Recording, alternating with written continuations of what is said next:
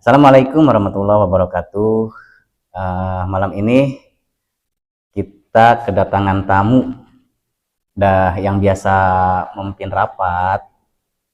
Udah jam terbangnya udah oke lah, gitu untuk dia memimpin rapat. Kita juga akan belajar dengan beliau tentang bagaimana sih memimpin rapat yang baik atau cara-cara ataupun sampai nanti pada surat penawaran. Dan sebelum saya mulai untuk menanyakan tentang materi yang akan dibawakan ini, alangkah baiknya kita berkenalan dulu. Saya pribadi sebagai pembawa acara, Adam Widiatna, dan sekaligus akan sebagai penanya gitu. Sekarang kita berkenalan dengan narasumber kita. Nama? Hatta. Hatta. Iya. Asal dari mana, Bang?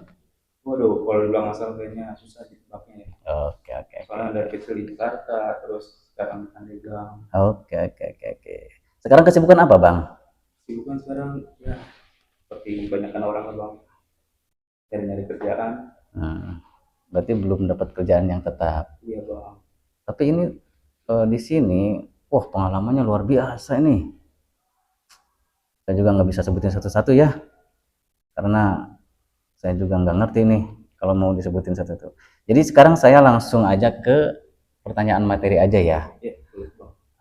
Nah, jujur aja, saya berasa awam lah untuk apa namanya itu, teori atau memimpin rapat itu. Nah, secara saya pribadi dan penonton juga ingin tahu sih gimana sih cara memimpin rapat yang baik, terus yang kurang baik sampai menanti membuat surat penawaran resmi. Bisa dijelaskan? Oke bang, baik. Eh, Secara umum aja bang ya. Kalau rapat sendiri itu pertemuan bang antara dua orang atau lebih yang dilakukan secara formal dengan tujuan untuk membahas suatu masalah untuk mengambil keputusan bang. Dan dari rapat itu juga ada tujuannya bang. Ya. Tujuan yang pertama menyampaikan informasi penting, lalu mencari solusi bang terhadap permasalahan tersebut. Juga solusi solusi sudah ada di bang, tapi kita harus menentukan juga keputusan yang harus diambil. Setelah keputusan kita harus menjalin komunikasi. Kan di setiap rapat itu nggak mungkin diem-dieman aja. Pasti Ya. ada komunikasi antar kedua belah pihak atau antar departemen seperti itu. Terus juga peran dari pimpinan rapat itu juga dari membuka, menutup, menjelaskan agendanya seperti apa nantinya. Terus juga mengatur dan mengarahkan jalannya diskusi, menjaga suasana kondusif biar tidak terlalu tegang. Lalu juga si pemimpin rapat itu juga harus menyimpulkan masyarakat yang di bawah pada hari itu. Ya. Untuk memulai rapat itu ada persiapannya juga bang, dari sebelum, saat, sampai setelah rapat. Dari sebelumnya itu pertama si pemimpin rapat itu harus menyusun agenda rapatnya, menentukan siapa aja pesertanya, Ya. berapa orang dari divisi mana yang diperlukan. Lalu bahan-bahan rapatnya apa saja nih, apa yang mau dibahas. Misalkan rapat koordinasi, kalau rapat koordinasi apa aja yang harus dipersiapkan seperti itu. Terus juga tempatnya mau di mana, mau di kafe, mau di kantor, mau di hotel, mau di mana, itu nanti dijelaskan dari situ nih bang. Oke lanjut. Eh, Nanti pada saat rapat sendiri pemimpin rapat itu harus menyapa bang peserta-pesertanya dan membuka rapat tersebut. Jadi tidak harus diam saja ya. Iya, karena kalau misalkan diem aja kayaknya itu bukan rapat ya. Hmm. Lebih ke antara ngobrol-ngobrol biasa. Ya. Terus juga harus dijelaskan nih tujuan dan ukurannya kayak gimana. Terus harus memberi kesempatan juga nih serta lain yang hadir di situ harus seperti apa. Terus juga harus menunjukkan juga hasil diskusinya. Untuk rapatnya juga harus dengan bahasa yang baik, sopan, nggak ada bahasa binatang ya. Oke. Soalnya banyak juga nih akhir-akhir ini mungkin Bang Adam sendiri kenal lah kayak ketemu orang rapat berbahasa binatang Iya, segala macam. iya. Terus juga terakhir bang, setelah rapat itu ada pihak lain bang yang harus menyusun lagu layan. Hmm. harus mengirimkan juga si rapat itu ke peserta-peserta lain biar peserta lain itu tahu apa aja yang dibahasnya, Hmm. biar tahu juga arahnya nanti mau kemana sampai itu jalan. Terus juga nanti ada follow up juga nih bang dari masing-masing antar departemen ke pihak manajerial seperti itu. Nah, saya ada satu lagi nih permintaan ini ya. Ya. Berarti contohkan, eh, jangan inilah, contohkannya sebagai kalimat aja. Contoh sebagai kalimat pimpinan rapat gimana? Ya, paling pembukaan Contoh. awal aja ya bang. Ya. Kayak selamat pagi, mari kita mulai rapat hari ini. Terus juga agenda pertama yang akan kita bahas adalah rapat koordinasi perihal pelaksanaan produksi segala seperti itu bang. Ya. Terus juga ada yang ingin menanggapi perihal kelancaran produksi. Lalu dapat disimpulkan bahwa keputusan kita adalah apa yang mau diambil, apa yang mau dijalankan. Terus terakhir bang, terima kasih atas partisipasinya. Rapat saya tutup. Jadi itu bagian dari susunan, ya susunan rapat ya. Ya. Nah, berarti pembahasan rapat ini saya rasa udah kompleks tuh kalau segitu menurut saya. Nah, saya ingin bertanya tentang teori saja, teori membuat surat penawaran resmi. Teorinya simpel bang. Surat penawaran resmi itu dibuat oleh suatu perusahaan untuk menawarkan barang, jasa pada pihak lain dengan harga dan ketentuan yang tertentu. Tujuannya sendiri ada 3 bang. Dia memberikan informasi penawaran secara resmi, menjawab permintaan dari calon pembeli, membangun kerjasama bisnis. Jadi kalau nggak ada surat penawaran kayaknya kurang gokil lah perusahaannya.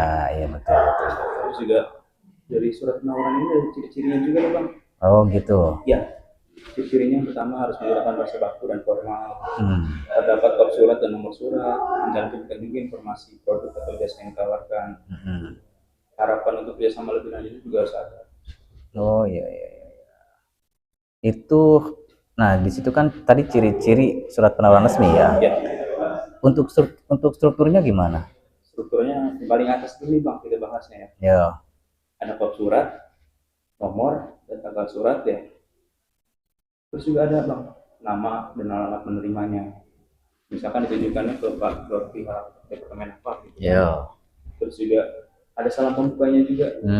Ya cuman surat lamaran aja di salam pembuka. Tapi surat penawaran juga harus ada bang. Jadi di situ ada etika juga kan? Iya. Lalu juga nanti ada isi suratnya itu apa aja yang mau dijelasin. Produknya seperti apa, jasanya gimana, harganya seperti apa, ketentuan pengiriman dan pembayarannya juga dijelasin di surat itu. Juga dari penutupnya itu juga ada harapan kerjasama yang lebih baik bang, antar perusahaan, antar departemen, antar orang perorangan juga bisa. Terus juga nanti ada tanda tangan juga dari perusahaan. Untuk legalitas ya? Iya betul. Kalau dari Bang Adam sendiri, gimana bang? Kalau misalkan Bang Adam tuh pengen buka perusahaan gitu kan bang, itu juga Bang Adam nggak mungkin kayak cuma sekedar basa-basi lewat WhatsApp atau lewat chat lah ibaratnya.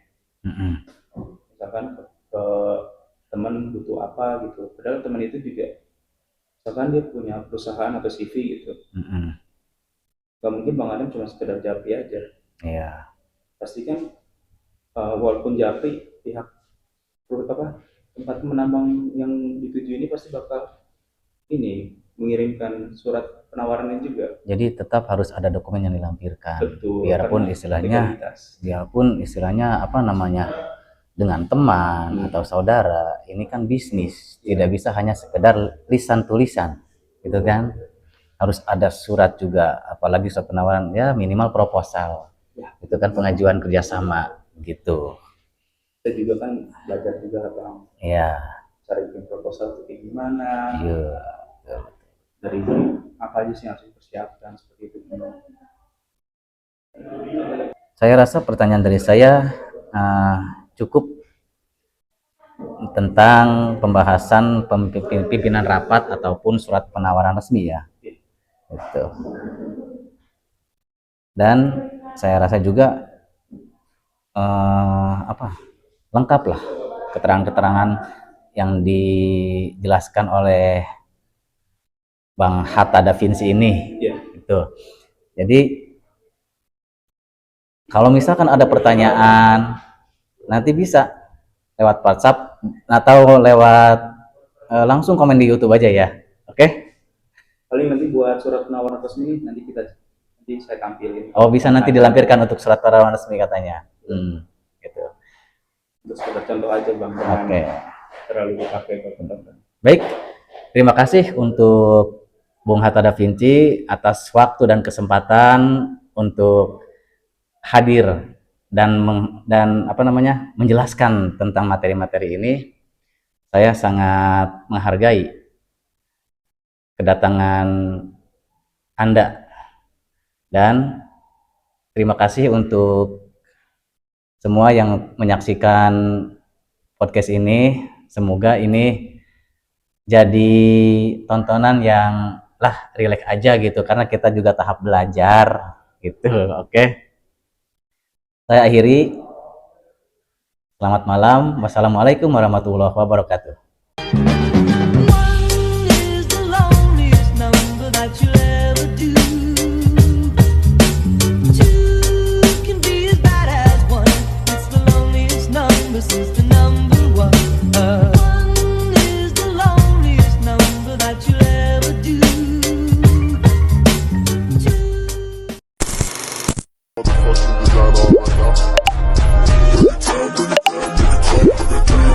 Time,